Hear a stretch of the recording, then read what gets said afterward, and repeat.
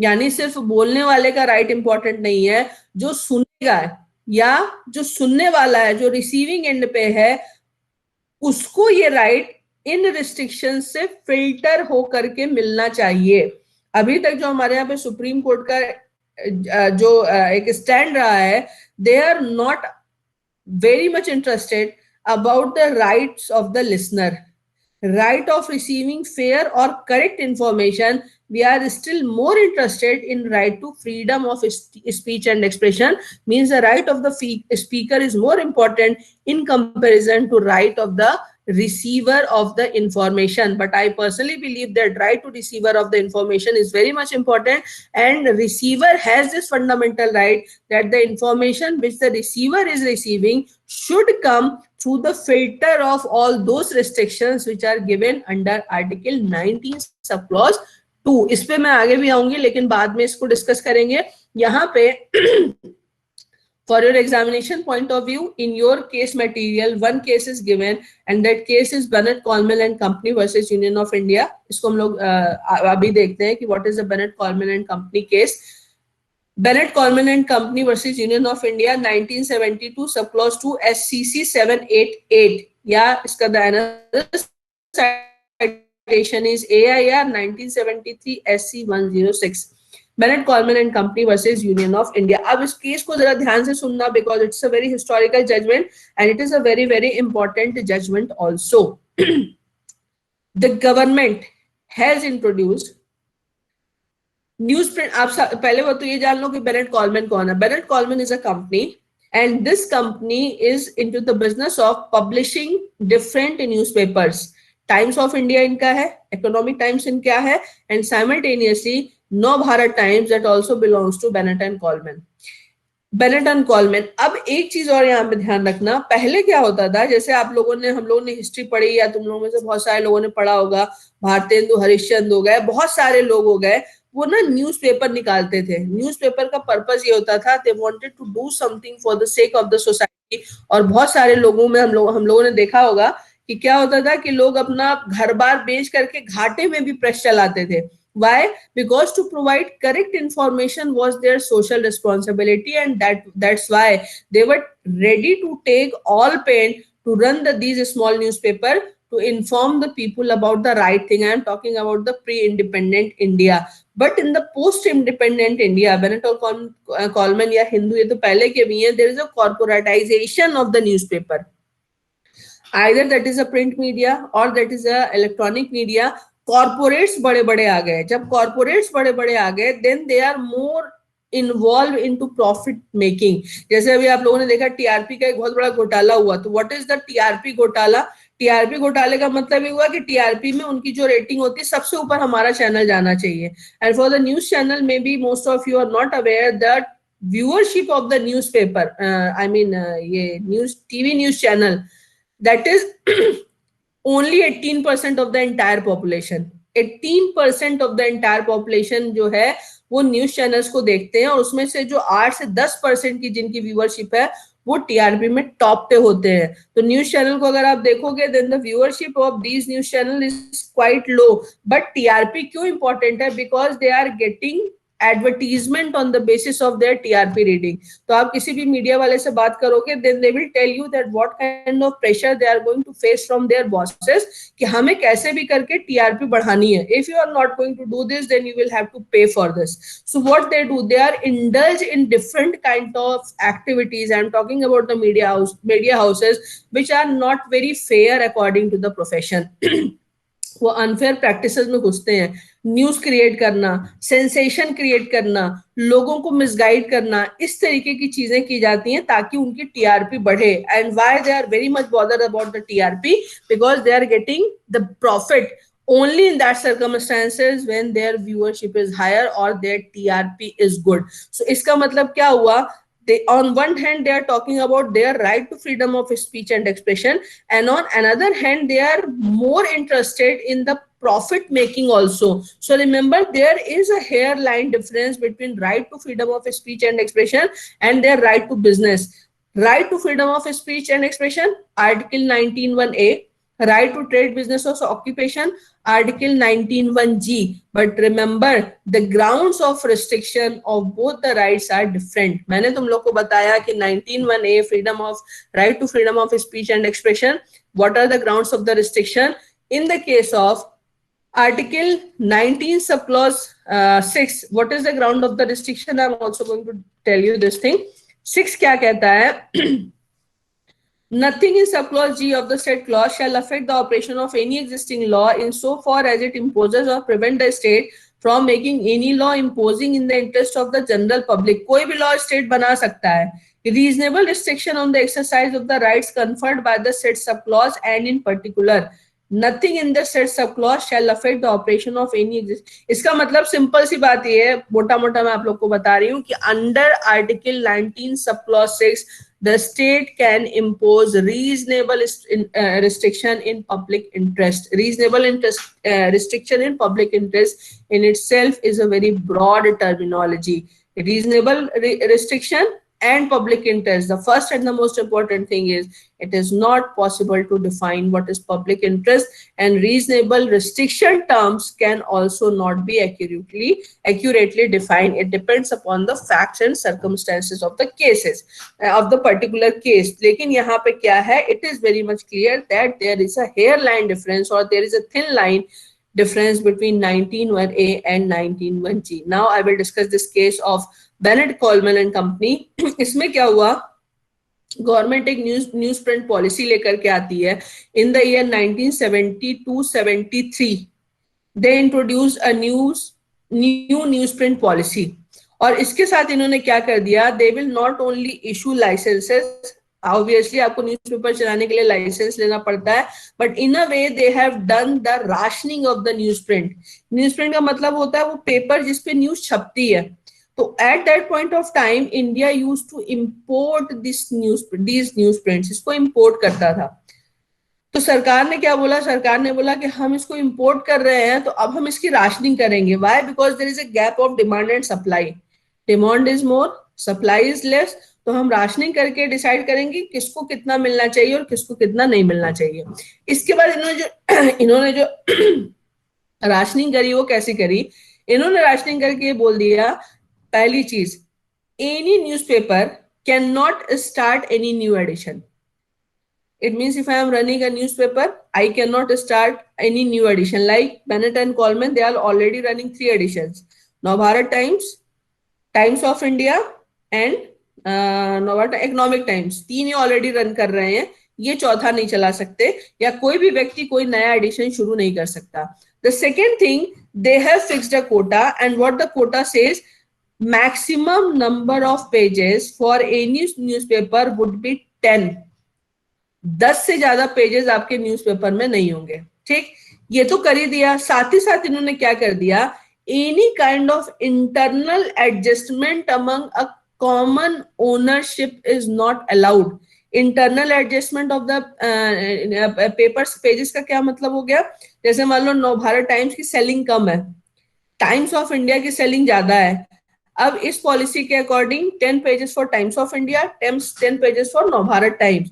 अब अगर Bennett and Colman ये चाहे कि because the circulation of Navbharat Times is less, तो what they have decided, we will reduce the number of pages of Navbharat Times from 10 to 5, and these 5 pages we will adjust in Times of India. Means in Times of India the number of pages will enhance from 10 to 15. ये भी आप common ownership में नहीं कर सकते.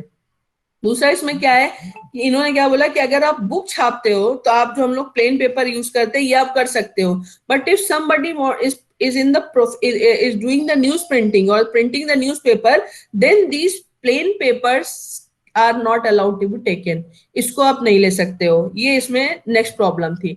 तीसरा इन्होंने इसमें जो चौथा पॉइंट, जो नेक्स्ट पॉइंट इनका इंपॉर्टेंट है, वो इन्होंने क्या बोल दिया कि those newspapers whose total number of pages are less than 10, they can increase their pages up to 10, but those who are having more than 10 pages in their newspaper, they will have to reduce their pages up to 10.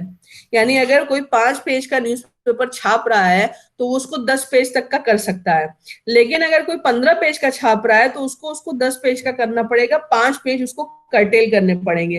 तो एक चीज clear है, if any newspaper is having only 5 pages, it means the circulation of that newspaper is very less, and if a particular newspaper is having 15 pages, it means the circulation of news that particular newspaper is much higher. तो आपने क्या किया, आपने बोला कि जो fail होने वाला बच्चा है उसको तो हम 20 शीट देंगे, लेकिन जो टॉपर है ना उसको एक ही कॉपी में लिखना पड़ेगा। इसका मतलब जिसका सर्कुलेशन नहीं है वो 5 पेज से बढ़ा करके 10 पेज यानी अप टू 10 पेज कर सकते हैं, लेकिन जिसका हायर सर्कुलेशन है they will have to reduce their pages up to 10, उनको 10 पेज तक उसको लाना पड़ेगा। This is going to affect the rights of this Bennett and Coleman company like anything, and that's why the Bennett and Coleman has decided to challenge this newsprint policy. उन्होंने इसको challenge किया। challenge किस basis पे किया? पहली चीज, the Bennett and Coleman is saying that this newsprint policy is discriminatory. discriminatory कैसे है? discriminatory ऐसे है कि जिनके 10 से कम पेजेस हैं उनको आप कह रहे हो कि 20% high could be allowed and they can extend their pages up to 10, लेकिन जिसके 10 से ज्यादा पेजेस हैं उसको आप बोल रहे हो कि आपको 10 पेज तक लाना पड़ेगा। So basically you are treating newspapers differently without any reasonable differentia. So this classification in itself is unconstitutional. And the second ground of the petition is, through this policy, the government is basically trying to control the right to freedom of speech and expression of this particular newspaper. So this policy is in the violation of Article 19(1)(a). Now I think the facts are clear to all of you. Now let's come to the decision. इसमें कई सारे सवाल हैं। पहला सवाल मैंने अभी आप लोग को बताया, the protection of Article 19(1)(a) is available only to the citizens. But remember, Bennett and Coleman company is not a citizen.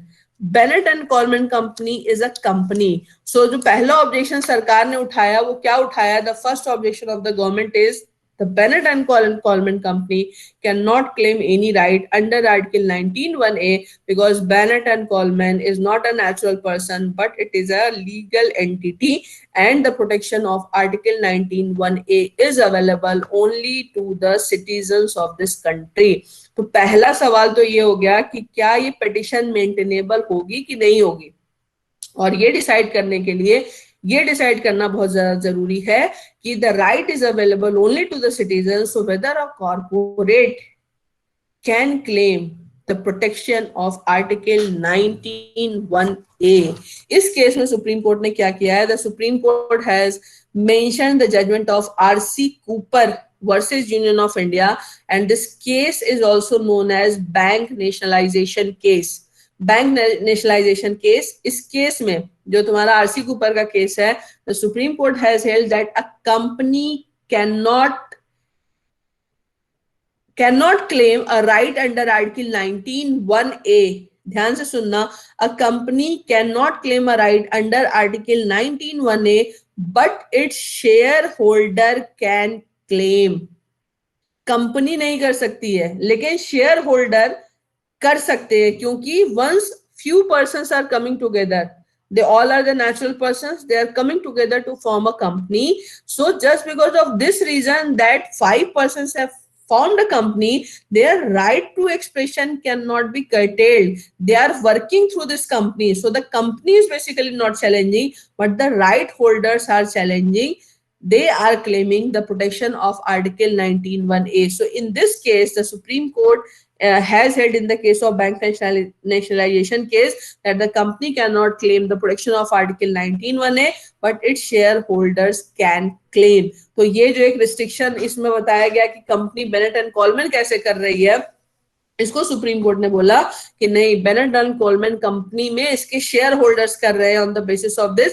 So the first and the most important thing is this writ petition is maintainable.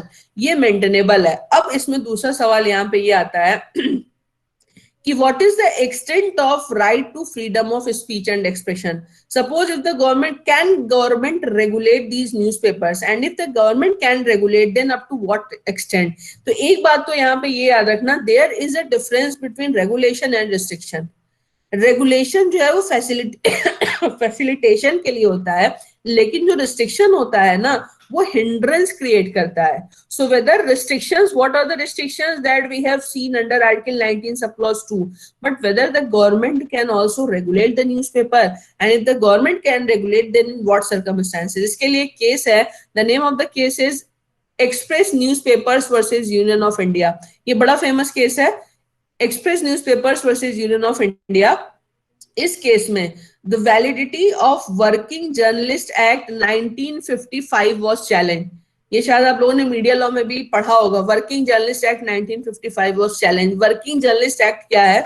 जैसे मान लो पहले क्या होता था, कोई newspaper में मान लो I want to write an article and I am a regular columnist, I am a journalist, I am writing something, I am expressing my views. Then suddenly the editor-in-chief comes and says that no, you will have to write this thing on these particular lines. इस line पे आप लिखोगे, इसके अलावा अगर आप you are going to write something, then I am not going to publish it. That is the second thing. First thing, and the second thing is you can also be released from your job. तो problem क्या हो रही थी? Problem ये हो रही थी कि there is no security of term to the journalist, and if the journalists are not secure, obviously they cannot exercise their right to freedom of speech and expression freely. और अगर वो freely enjoy नहीं कर सकते तो किसी और की बात को लिख रहे हैं और वही बात किसी और तक पहुंच रही है. तो इसमें क्या है, the person who is receiving information at the end, he may be, जैसे कई अभी आप लोगों ने देखा ना कैम्ब्रिज एनालिटिका और बहुत सारे जो केस हुए, इन्फ्लुएंसर का काम करती है मीडिया. या जैसे आप लोगों ने देखा होगा आजकल सोशल मीडिया बहुत एक्टिव, बहुत ज्यादा प्रोमिनेंट या डोमिनेंट हो चुका है, तो उनमें कुछ लोग इन्फ्लुएंसर्स होते हैं. और अभी तो आपने देखा ऐसे बहुत सारे केसेस आ गए. इन्फ्लुएंसर्स का मतलब क्या होता है? किसी बड़े आदमी के मुंह से एक बात कहलवाओ, और उस बड़े आदमी के मुंह से वो बात क्यों कहलवाई जाती है? Because that particular person have some influence. अभी आपने ये ग्रेटा थनबर्ग का भी देखा, इनका जो टूलकिट का केस आया था. क्या पर्पस होता है? You are in the position to create an impression or to affect the psychology of certain group of people. तो आजकल इन्फ्लुएंसर्स का जमाना चलता है, चाहे वो ब्रांड्स का प्रमोशन होता हो, चाहे वो न्यूज का डिसेमिनेशन होता हो. कुछ बड़े लोग जो है उनसे कोई चीज बुलवाई जाती है और लोग उसको सच मान करके उस पर बिलीव करने लगते हैं. तो यहाँ पे क्या हुआ, if the journalist is going to write something and I am going to read the newspaper, obviously I am going to believe in that information, but I am not aware that that journalist was writing this particular thing under the influence of the editor in chief. तो इसके लिए क्या किया गया और ये क्यों वो लिख रहा है? Because his job is not secure. If he is not ready to accept the direction of the editor in chief, then the editor in chief may release him from his job or from his work. और release कर देगा तो बेरोजगार हो जाएगा. तो ऐसे ही जर्नलिस्ट के इंटरेस्ट को प्रोटेक्ट करने के लिए the government introduced this working journalist act 1955. अब the basic purpose was to regulate the service conditions of the employer who were working in a newspaper industry. ठीक है ना, जैसे उनकी लीव हो गई, उनकी वर्किंग आवर्स हो गए, उनके वेजेस हो गए, ये सारी चीजों को रेगुलेट करने के लिए, ताकि वो एक कंड्यूसिव उनको एटमॉस्फेयर मिले और वो ढंग से काम कर पाए. For this purpose the government has pass this legislation, made this legislation, the parliament has made this legislation, working journalist act 1955. जब इन्होंने इसमें working condition, working hours, working condition, leave, wages वगैरह सब फिक्स कर दिए, then the newspaper raised an objection. And what is the ground of the objection? The ground of the objection is this legislation is not valid.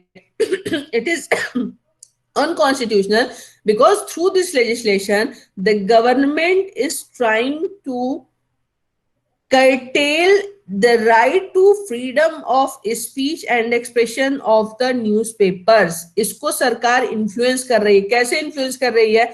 इनका ये कहना था कि आपने जो वर्किंग आवर, वेजेस, लीव सब बना दिए, अब ये जो एक्सपेंसेस आएंगे, सरकार तो हमें पैसा देती नहीं है, तो इन एक्सपेंसेस को हम कहाँ से निकालेंगे? जब हम इन एक्सपेंसेस को नहीं निकाल पाएंगे तो या तो इनकी जॉब से छुट्टी होगी, या द सेकेंड पॉसिबिलिटी इज हम अपने न्यूज़पेपर में, जैसे आपने टाइम्स ऑफ इंडिया देखा होगा, उसमें आधे से ज्यादा पेजेस में सिर्फ आपके एडवर्टीजमेंट्स होते हैं। तो इन्होंने क्या बोला, इन्होंने बोला या तो हम न्यूज को कर्टेल करके एडवर्टीजमेंट के पोर्शन को बढ़ा दे, तब हम इनको कर सकते हैं, या फिर हमें रिट्रेंचमेंट करना पड़ेगा because the government is not going to pay anything to us. So what the newspaper or the petitioners are saying that through this legislation the government is basically trying to control this newspaper and thus violating their right to freedom of speech and expression। अब इसमें ये देखना है, अब इसमें एक चीज तुम लोग याद रखना कि 19 सब क्लॉज 2 जो होता है ना, वो रिस्ट्रिक्शन की बात करता है, रेगुलेशन की बात नहीं करता। तो what is the important thing here, the important thing is what government has done through this legislation that amounts to restriction or that amounts to regulation। तो यहाँ पे सुप्रीम कोर्ट ने बोला कि ये जो एक्ट पास किया गया है, it is a valid legislation because it improves the service conditions of the worker। if somebody is working in a particular news agency, then it doesn't mean that besides the employer he is not a human being, he is also a human being। so whatever minimum required for a dignified life to a human being, all those facilities should be available to the workers who are working or the journalists who are working in the this newspaper industry also। तो supreme court ने इस legislation की validity को approve किया कि ये legislation valid है। और वैलिड को अप्रूव करने का रीजन क्या था, उन्होंने ये माना कि this is not restriction but this is regulation. तो इसका मतलब ये है कि ऐसा नहीं है कि न्यूज एजेंसीज को या मीडिया को रेगुलेट नहीं किया जा सकता, रिस्ट्रिक्ट किया जाएगा तो 19 सब क्लॉज 2 के ग्राउंड पे। रेगुलेट कर रही है तो whether the ground of regulation is valid और नॉट, यहाँ पे इसको देखना पड़ेगा। जैसे अब ये जो अपना केस है बेनेट और कोलमैन का, जो मैंने आपको बताया कि नंबर ऑफ पेजेस रिड्यूस होंगे, ये सरकार रिस्ट्रिक्ट कर रही है कि रेगुलेट कर रही है? सरकार का ये कहना है कि we are regulating because we are importing news print, so we can not provide unlimited news print to every newspaper. तो हम इसकी राशनिंग करने के लिए बाउंड है, हमारे पास इसके अलावा कोई चारा नहीं है। That's why remember in this case the petitioners has also demanded from the court कि you should order the government to improve the quantity of the newsprint through import। यानी जितना इंपोर्ट कर रहे हैं उससे ज्यादा, टू improve the quantity, उससे ज्यादा इंपोर्ट करें ताकि हम सबकी जरूरतें पूरी हो सके।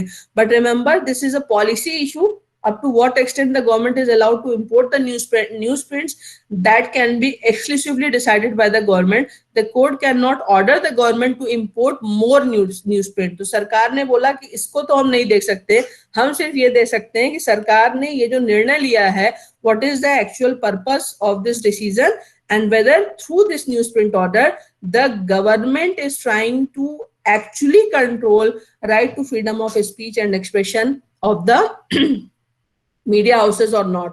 अब इसमें एक और बड़ा इंपॉर्टेंट केस है, इसको भी आप जरा देख लेना। The name of the case is Sakal papers. Sakal paper के केस में क्या हुआ था कि गवर्नमेंट ने एक एक्ट पास किया and through that act the government try to regulate price, pages size and allocation of space for advertisement. तो क्या क्या चीजें कंट्रोल कर रही है साकल पेपर का जो केस है, एक्ट के थ्रू सरकार ये डिसाइड करेगी कि न्यूज़पेपर का प्राइस कितना होगा, पेजेस कितने होंगे, कितना प्लेस जो है वो एडवर्टीजमेंट के लिए एलोकेटेड होगा, यानी उसके बियॉन्ड आप एलोकेट नहीं कर सकते। इसको जब चैलेंज किया गया, then the government has given its own argument. And what is the argument? The argument is, वो ये कह रहे हैं कि the newspapers are more interested in profit making. तो प्रॉफिट मेकिंग के लिए क्या करते हैं, they are more focused about the advertisement। तो जब आप एडवर्टीजमेंट पर ज्यादा फोकस कर रहे हो, then basically you are interested in the commercial activities। जब आप कमर्शियल एक्टिविटीज को एक्सरसाइज कर रहे हो, then we are not going to control you through 19 sub clause 2, but we will control you according to article 19 sub clause 6। and like article 19 sub clause 6 gives us ample power to control you।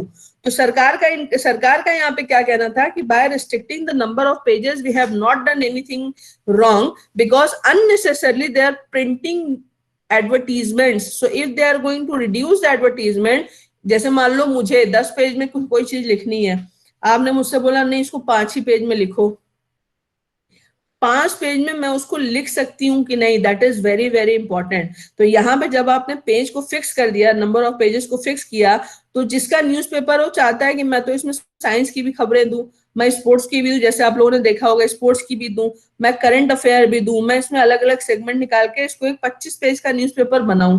जब सरकार ने बोल दिया कि page को कम कर दो, तो अब मैं साइंस के कॉलम को कम करूं, मैं स्पोर्ट्स के कॉलम को कम करूं, मैं लीगल कॉलम में किस कॉलम को कम करूं? तो सरकार ने बोला तुम एडवर्टीजमेंट कम कर दो, क्योंकि एडवर्टीजमेंट से तुम पैसा कमाते हो। So if you are not if you are actually interested in disseminating information, then you should curtail the amount of advertisement. If you are going to curtail the amount of the advertisement, then obviously less pages would be required. So what Supreme Court has held in this case, the Supreme Court has held in this case that in the name of curtailing or in the name of regulating, Article 19(1)(g), Article 19(1)(a) cannot be violated. तो अगर if 19(1)(a and 19(1)(g) they are closely interrelated, then too in the name of Article 19(1)(g), Article 19(1)(a) cannot be violated. इसका मतलब ये हुआ कि in case of conflict between 19(1)(a and 19(1)(g), it will always remain tilted in the favor of 19(1)(a, irrespective of this fact that this is also interfering under in Article 19(1)(g). अब सरकार ने इसमें क्या justify किया? सरकार ये justify कर रही है कि हमारा कोई इल इंटेंशन नहीं है इसमें, हमने दो काम किया, हमारी इंपोर्ट करने की कैपेसिटी ज्यादा नहीं है तो हमने कम इंपोर्ट किया न्यूज प्रिंट। चूंकि हमने कम इंपोर्ट किया इसलिए हमने राशनिंग करी। जब इनसे पूछा गया कि छोटे न्यूज़पेपर को आपने प्रोटेक्शन क्यों दिया, तो उन्होंने बोला कि because they need special protection. Special protection की जरूरत उनको इसलिए because they are already weak. So if the government is not going to provide them any kind of support, then in that circumstances they cannot get strength. जैसे होता है ना कि आपने 14 में इक्वालिटी की बात करी एंड साइमल्टेनियसली और also talking about the equity. So the government is saying that we are providing them special protection so that they could also flourish. The big newspapers are already flourishing. दूसरा, इसमें जब सरकार ने इनसे पूछा गया, सरकार ने इनसे पूछा कि आप क्यों नंबर ऑफ पेजेस आप फिक्स क्यों कर रहे हैं, then the argument of the government is कि we are reducing the number of pages because in most of the pages they are just publishing advertisements. So actually if they want to give accurate information or they want to disseminate news, then 10 pages are more than sufficient. इससे ज्यादा pages की जरूरत इनको नहीं है। लेकिन अब यहाँ पर सवाल ये उठता है कि कोई न्यूज़पेपर कितने पेजेस में छपेगा, क्या ये सरकार बताएगी? क्या सरकार इस नाम पे कि हम एडवर्टीजमेंट को कंट्रोल कर रहे हैं, न्यूज़पेपर्स के राइट टू एक्सप्रेशन को क्या रेगुलेट कर सकती है? So here in this case the Supreme Court has said that here we are going to apply the direct effect theory. We are not bothered about your intentions, but the direct effect of this policy is the right to freedom of speech and expression of these newspapers is going to be curtailed. ये curtail हो रहा है। तो आपका intention जो भी हो या जो भी आप इंटेंशन दिखा रहे हो, we are not bothered about the intention, we are bothered about the effect. And the effect of all these things is the number of the reduction of the number of pages, that is basically violating the right to freedom of speech and expression of these newspapers. So ultimately your newsprint policy is in the violation of Article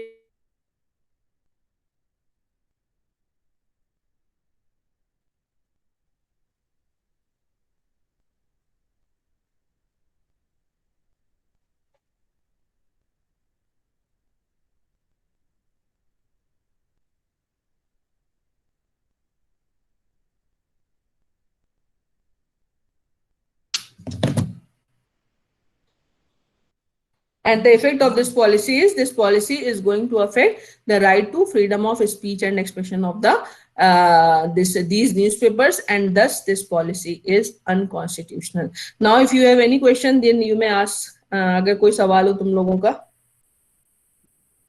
कोई सवाल है? Case समझ में आ गया तुम लोग को? Ma'am आपकी स्क्रीन फ्रीज हो गई थी मैम जब आपकी रीजनिंग बता रहे थे, रिपीट कर दो मैम एक बार प्लीज।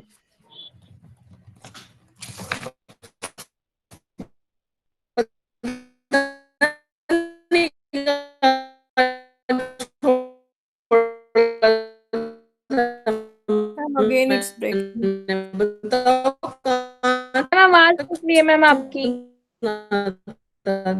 तुम लोगों ने, मैं ये बोल रही थी कि super policy and the effect अभी भी नहीं आ रही है। ठीक है मैम, बोलिए बोलिए। Hello ma'am. हाँ तुम्हें आ रही है? हाँ हाँ, आ रही है, बोलिए मैम। हाँ मैं तुम लोग से ये कह रही थी कि सरकार ने बोला कि वी आर, सुप्रीम कोर्ट ने बोला कि we are not interested about the about your intention, we are more interested to find out the effect, and the direct effect of your policy is the right to freedom of speech and expression of the newspapers is going to be violated, इसलिए ये policy जो है वो unconstitutional है। मेरी बात समझ में आ गई तुम लोग को? Yes. अब देखो मीडिया जो है ना, मीडिया एक बहुत बड़ा बिजनेस हो चुका है, और सिर्फ एडवर्टीजमेंट से 2014 में 41,400 करोड़ का प्रॉफिट हुआ है। रेवेन्यू जनरेशन की I am talking about revenue generation 41,400 crore, जो कि तुम्हारा 2019 में बढ़ करके 81,600 करोड़ रुपए हो चुका है।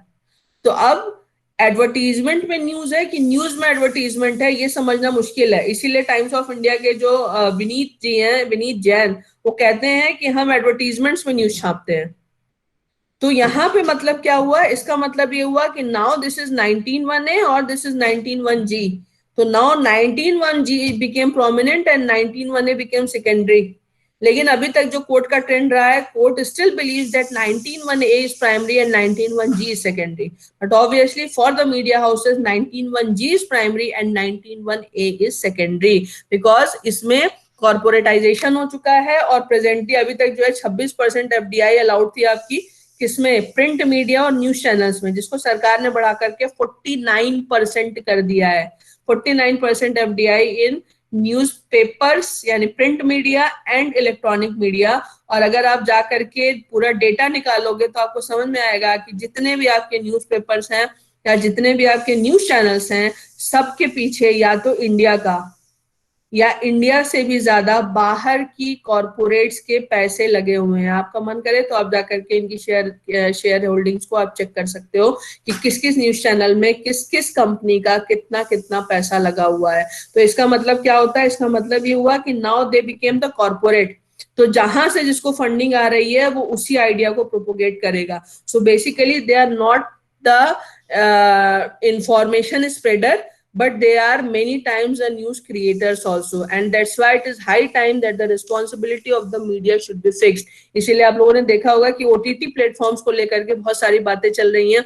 नेटफ्लिक्स को लेकर के मैंने आपको बताया था कि जो मन होता है वो दिखाते हैं। If I am going to release a movie, तो मुझे अगर थिएटर्स में रिलीज करना है, देन रिमेंबर जैसे सिनेमेटोग्राफिक एक्ट है, तो मूवीज की वो स्क्रीनिंग जो होती है या मूवीज का जो सर्टिफिकेट होता है उस सिनेमेटोग्राफिक एक्ट के according either I will receive a certificate और I will receive you certificate, तब जाकर के मेरी मूवी थिएटर्स में रिलीज होगी। लेकिन once I am going to release my movie on OTT platforms, I don't need a censor board.